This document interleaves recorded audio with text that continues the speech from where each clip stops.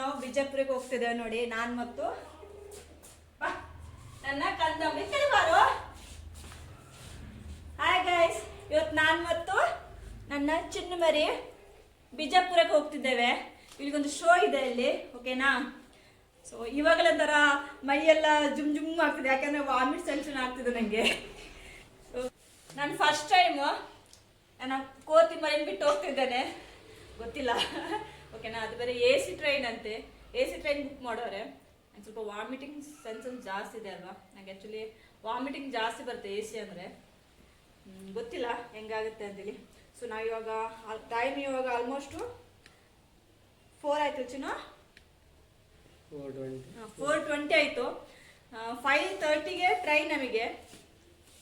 So ಹಂಗಾಗಿ cab book ಮಾಡಿದ್ದಾರೆ. So ಕ್ಯಾಬಲ್ಲಿ ಹೋಗ್ತಾ ಇದ್ದೇವೆ. ಓಕೆ, ಬಾಯ್. ನನ್ನ ಮಗ ಅಂತೂ ಕ್ಯಾಬ್ ಬಂತ ಅಂದ್ರೆ ಪದೇ ಪದೇ ನೋಡ್ತಿದ್ದ. ಫೈನಲಿ ಕ್ಯಾಬ್ ಬಂತು.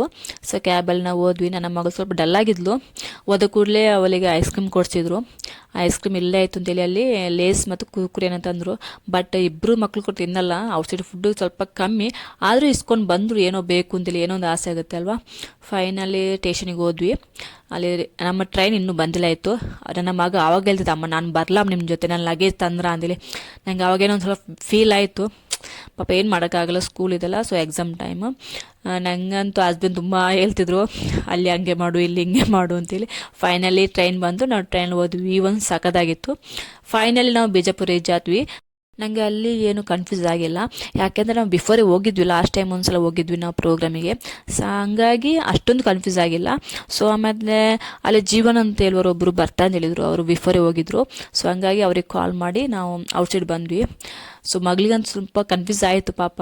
ಏನೋ ಒಂದು ಅವಳಂದರೆ ಸ್ವಲ್ಪ ಮಾತು ಕಮ್ಮಿ, ಅವಳು ನಿಮಗೆ ಗೊತ್ತಿರ್ಬೋದು, ಸ್ವಲ್ಪ ಮಾತು ಕಮ್ಮಿ. ಎಲ್ಲ ಅದರ್ಸ್ ಆ್ಯಕ್ಟಿವಿಟಿ ಇದೆ, ಬಟ್ ಮಾತು ಸ್ವಲ್ಪ ಕಮ್ಮಿ ಆಡ್ತಾಳೆ ಅವಳು. ಹಂಗಾಗಿ ಸ್ವಲ್ಪ ಅವಳಿಗೆ ಏನೋ ಒಂಥರ ಮುಜುಗರ ಆ ಥರ ಆಗಿದೆ, ಏನು ಗೊತ್ತಿಲ್ಲ. ಅವಳು ಪದೇ ಪದೇ ಕೇಳ್ತಿದ್ಲು, ಅಮ್ಮ ಜೀವನನ ಬನ್ನ ಅಂತ ಕೇಳ್ತಿದ್ರು, ಪದೇ ಪದೇ ಕೇಳ್ತಿದ್ರು. ಆಮೇಲೆ ಫೈನಲ್ ನಾವು ಔಟ್ಸೈಡ್ ಬಂದ್ವಿ. ಅಲ್ಲಿ ಒಂದು ಸಖತ್ತಾಗಿತ್ತು, ಗೋಲ್ ಗುಮ್ಮಸ್ ಆಗಲಿ ಅದು ಇದು ಎಲ್ಲ ಸಖತ್ತಾಗಿ ಅಲ್ಲಿಂದಲೇ ಕಾಣ್ತಿತ್ತು ನಮಗೆ. ಆ್ಯಕ್ಚುಲಿ ನಮಗೆ ಅದಕ್ಕೆಲ್ಲ ಗೋಲ್ ಗುಮ್ಮಸ್ಸಲ್ಲಿ ನಾವು ಲಾಸ್ಟ್ ಟೈಮ್ ಹೋಗಿದ್ವಿ. ಲಾಸ್ಟ್ ಟೈಮ್ ಅದೇ ಒಂದು ಪ್ರೋಗ್ರಾಮ್ ಇತ್ತು. ಸೊ ಹಂಗಾಗಿ ಅಲ್ಲಿಗೆಲ್ಲ ಹೋಗಿದ್ವಿ. ಸೊ ಈ ಸಲ ಟೈಮ್ ಇದ್ರೆ ಹೋಗುವ ಅಂತೇಳಿ ಪ್ಲ್ಯಾನ್ ಮಾಡ್ತಿದ್ವಿ, ಬಟ್ ಟೈಮ್ ಆಗಿಲ್ಲ ನಮಗೆ ಹೋಗೋಕ್ಕೆ.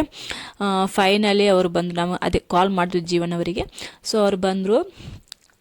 ಮಗಳಂತೂ ಅಮ್ಮ ಅವ್ರು ಬಂದ್ರಮ್ಮ ಯಾರಿಲ್ಲ ಅಂತ ಹೇಳ್ತಿದ್ಲು, ಪದೇ ಪದೇ ಹೇಳ್ತಿದ್ಲು. ಫೈನಲಿ ಅವ್ರು ಬಿಫೋರೇ ಬಂದಿದ್ರು, ನಾವು ಹೋಗೊಂದು 10 ಮಿನಿಟ್ಸ್ ಬಿಫೋರೇ ಬಂದಿದ್ರು ಅವರು.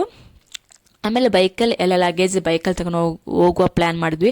ಬಟ್ ನಾನು ಹೇಳ್ದೆ, ನಾನು ಸಪ್ರೇಟಾಗಿ ಬರ್ತೇನೆ, ಪರವಾಗಿಲ್ಲ ಆಗಲ್ಲ ಅಂತೇಳಿ. ಬಟ್ ಅವನು ಹೇಳ್ದೆ, ಇಲ್ಲ ಆಂಟಿ ಇದರಲ್ಲಿ ಹೋಗೋ ಪರವಾಗಿಲ್ಲ ಅಂತೇಳಿ ಅಂದು. ನಾವು ಬೈಕಲ್ಲೇ ನಮ್ಮ ಲಗೇಜ್ ಇಟ್ಕೊಂಡು, ನನ್ನ ಲಗೇಜನ್ನು ತುಂಬ ದೊಡ್ಡದಾಗಿತ್ತು. ಯಾಕಂದ್ರೆ ನಾನು 2 ಡೇಸ್ ಪ್ಲ್ಯಾನ್ ಮಾಡಿದ್ವಲ್ಲ, 2 ಡೇಸ್ ಅಲ್ಲ 3 ಡೇಸ್ ಪ್ಲ್ಯಾನ್ ಮಾಡಿದ್ವಿ ಆ್ಯಕ್ಚುಲಿ ನಾವು. ಶೋ ಆಗಿ ನೆಕ್ಸ್ಟ್ ಸ್ವಲ್ಪ ಆ ಕಡೆ ಯಾಕಂದರೆ ನನಗೆ ಸ್ವಲ್ಪ ಪರಿಚಯ ಇದೆ ಆ ಕಡೆ. ಲಾಸ್ಟ್ ಟೈಮ್ ಪ್ರೋಗ್ರಾಮ್ ಹೋದ ಕಾರಣ ನನಗೆ ಸ್ವಲ್ಪ ಒಂದು 2-3 ಆಶ್ರಮ ಎಲ್ಲ ಪರಿಚಯ ಆಗಿದೆ, ಸಿದ್ಧಗಂಗಾ ಮಠ. ಸೊ ಅಲ್ಲಿಗೆಲ್ಲ ಹೋಗುವ ಅಂತೇಳಿ ಆ್ಯಕ್ಚುಲಿ ಅವ್ರು ಇನ್ವೈಟ್ ಮಾಡಿದರು. ಸೊ ಹಂಗಾಗಿ ಹೋಗುವ ಅಂತೇಳಿ ಪ್ಲ್ಯಾನ್ ಮಾಡಿದ್ವಿ. ಹಂಗಾಗಿ ಡ್ರೆಸ್ಸೆಲ್ಲ 3 ಡೇಸಿಗೆ ಬೇಕಾಗಿ ತಗೊಂಡು ಹೋಗಿದ್ವಿ. ಆಮೇಲೆ ಅಲ್ಲಿ ಇದ್ದದೆ ಗೊತ್ತಲ್ಲ ನಿಮಗೆ, ಫ್ರೆಶ್ ಅಪ್ ಆಗಬೇಕು ಡೇ ಆ್ಯಂಡ್ ನೈಟ್. ಆಮೇಲೆ ಅಲ್ಲಿ ಸಿಕ್ಕಾಪಡೆ ಬಿಸಿಲು ಬೇರೆ, ಸೊ ವೆಟ್ ಅಂದು ಸಿಕ್ಕಾಪಡೆ ಆಗುತ್ತೆ. ಸೊ ಹಂಗಾಗಿ ಡ್ರೆಸ್ ತಗೊಂಡು ಹೋಗಿದ್ವಿ. ಲಗೇಜ್ ತುಂಬ ಇತ್ತು ನಮ್ಮದು. ಬಟ್ ಬೈಕಲ್ಲಿ ಆಗ್ತಲೇ ಆಯಿತು.